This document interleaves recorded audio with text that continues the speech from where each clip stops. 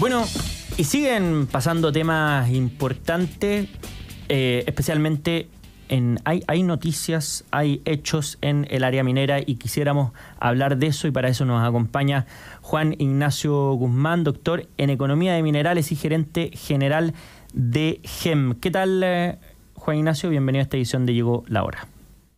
Hola José Francisco, un gusto saludarte y también a los auditores de la radio. Bueno, muchas gracias, Juan Ignacio. Y primero, hay cosas pasando en Codelco. Yo sé que esto siempre es polémico, complejo, porque en paralelo se ha dicho que Codelco, o el cobre más bien, es o ha sido el sueldo de Chile, pero en paralelo vemos niveles de endeudamiento que son bastante preocupantes, entonces pareciera que es la hipoteca de Chile. ¿Cómo se balancean esas dos cosas? Mira, yo creo, primero hay que decir varios hechos. Codelco es la gran empresa estatal de Chile y ha hecho aportes muy importantes durante su historia al país, ¿ya?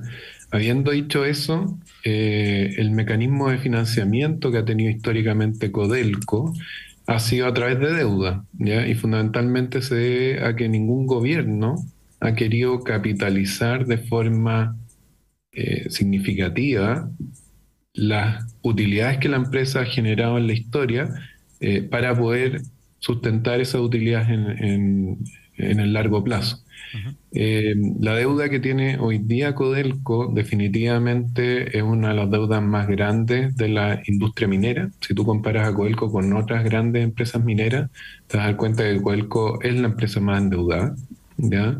Y por lo tanto, por mucho que haya hecho una gran contribución con la entrega de sus excedentes al Estado, en definitiva, si hoy por alguna razón cerráramos Codelco, claro, el Estado de Chile tendría una deuda cercana a los 19.000 millones de dólares, que dada la política de capitalización de Codelco, solo puede aumentar en el tiempo, ¿ya? Entonces también ahí tenemos un problema estructural que de alguna forma hay que resolver. Pero esa política de capitalización es que básicamente por razones o consideraciones políticas los gobiernos deciden no capitalizar, es un impedimento institucional, es la forma en que está diseñado el sistema. ¿Dónde está el problema? Porque lo razonable, y además las empresas constantemente requieren capitalizarse. Eso no es una novedad, no solamente para la empresa estatal, sino que para la empresa en general. No, mira, tú lo has dicho, toda empresa que quiere sobrevivir en el largo plazo tiene que invertir. Ahora, una empresa estatal como Codelco tiene la dificultad, que no tiene necesariamente la empresa privada, de que el dueño, en este caso el Estado, tiene una demanda infinita de necesidades con la plata. Entonces, al final del día, los excedentes que genera Codelco, ¿ya? Que en años históricos han sido superiores a los 5.000 millones de dólares, el Estado tiene que tomar la decisión de si invertirlos en educación, salud o las infinitas demandas sociales que existen, o invertirlos en la empresa. Y generalmente, políticamente hablando, ningún gobierno de izquierda, derecha, centro, tiene utilidad invirtiendo en el largo plazo las utilidades de Codelco en producir cobre en el futuro. Todos prefieren tomar esa plata e invertirla en las demandas que tiene la sociedad en la actualidad, o en políticas públicas que le permitan a Chile crecer en el futuro cercano. Entonces, no es un problema de este gobierno, no es un problema del gobierno pasado, es un problema de que Codelco, al ser estatal, convive con un dueño que siempre necesita dinero para financiar cosas que a su juicio son mucho más importantes que producir cobre. En una empresa minera privada, los dueños, su negocio es producir cobre o minerales, entonces entienden la necesidad de reinvertir parte de las utilidades para producir a futuro. No tienen que eventualmente financiar otras necesidades más urgentes. Claro, y esa situación descrita así suena que en algún momento la cadena se va a cortar. Porque podría llegar a ser insostenible este nivel de deuda que siga aumentando y que si Codelco quiere seguir existiendo tiene que capitalizarse a través de deuda. Y bueno, llega un momento que no calza el nivel de endeudamiento con los flujos esperados. Entonces, ¿cómo se puede resolver esa situación sin tener que esperar el peor de los escenarios? Mira, es un punto muy importante. Recientemente SESCO emitió un informe bastante duro respecto a la deuda de Codelco y eventualmente el futuro. Yo comparto la visión de que seguir incrementando las inversiones de Codelco a través de deuda es insostenible y eventualmente en el futuro podría incluso llegar a que la empresa fuese insolvente, es decir, que deje de tener la capacidad de, con las utilidades que genera, pagar la deuda. ¿Ya? Ahora, habiendo dicho eso, no es la situación de Codelco hoy y por lo tanto estamos a tiempo de detener el sobreendeudamiento.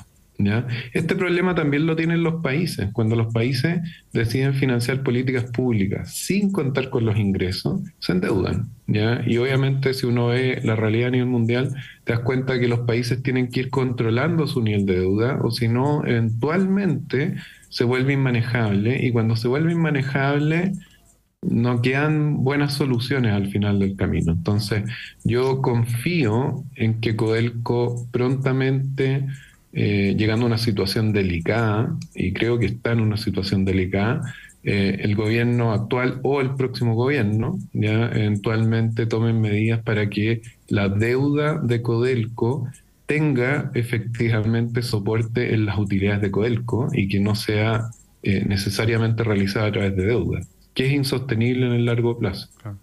Y ahí, bueno, el presidente del directorio de Codelco, Máximo Pacheco, le pone paños fríos a esta situación de la deuda que enfrenta la empresa, porque dice que genera utilidades superiores a los 5.000 millones de dólares, y eso sería como un número lo suficientemente potente para que puedan administrar o seguir administrando esa deuda. Pero en paralelo, al menos desde el punto de vista no interiorizado en el detalle, pero sí cuando se analizan números respecto, por ejemplo, a los ingresos que genera Codelco en comparación a las empresas privadas, a las mineras privadas de cobre hacia el Estado, uno ve que hay una empresa un poco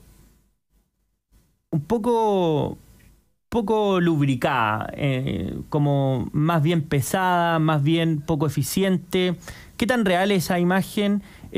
Sobre todo además cuando estos temas vuelven a la polémica, cuando hay movilizaciones de los trabajadores en Codelco, se habla de acuerdos millonarios. ¿Cómo se ve ese escenario?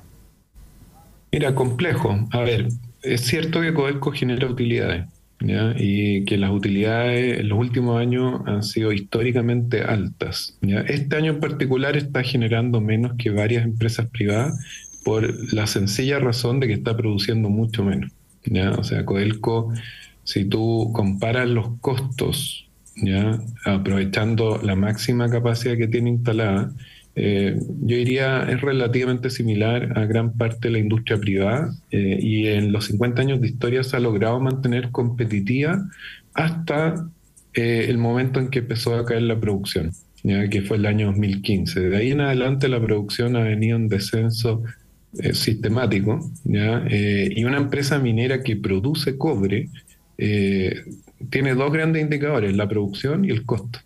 Yo diría, la producción es el problema hoy día de Codelco. El atraso de los proyectos estructurales ha hecho que efectivamente la compañía produzca 30% menos de cobre hoy día que lo que hacía el año 2015.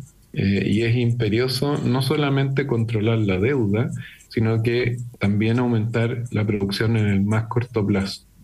Eso es lo primero. Lo segundo, que una empresa genere utilidades no significa que no pueda tener riesgo de insolvencia en el futuro, porque la insolvencia se produce cuando tú dejas de tener la capacidad de pagar tus deudas. Y por mucha utilidad que tú generes, si tú generas 1.000 de utilidad, pero tienes deudas de 10.000, no puedes pagar. Entonces, yo creo que hay que ser cuidadoso con diferenciar que Codelco tiene la capacidad de generar utilidades todavía y probablemente en el futuro tenga la capacidad de aumentar las utilidades respecto a lo que tiene hoy día. Pero por otro lado, si la deuda no está controlada, es irrelevante generar utilidad. Y ahí, a propósito del rol que tendría Codelco en esta política nacional del litio, ¿no complejiza un poco ese rol el panorama complejo que hoy día enfrenta la empresa?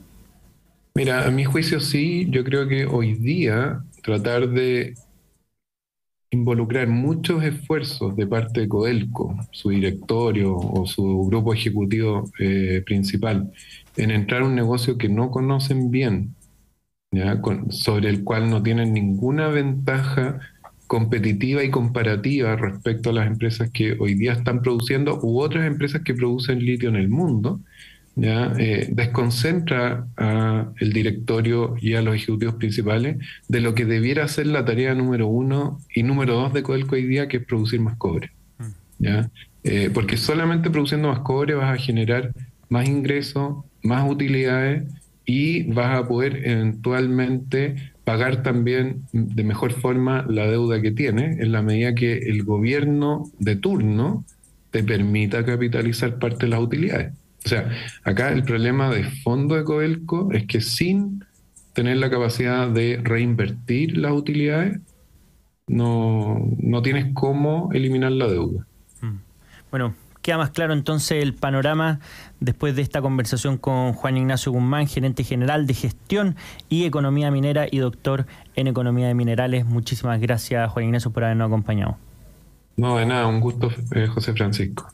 Muchas gracias por venir con nosotros. Y nosotros nos vamos a una breve pausa. Ya a la vuelta escuchamos el bloque donde leemos y escuchamos la opinión de nuestros auditores. No se vayan.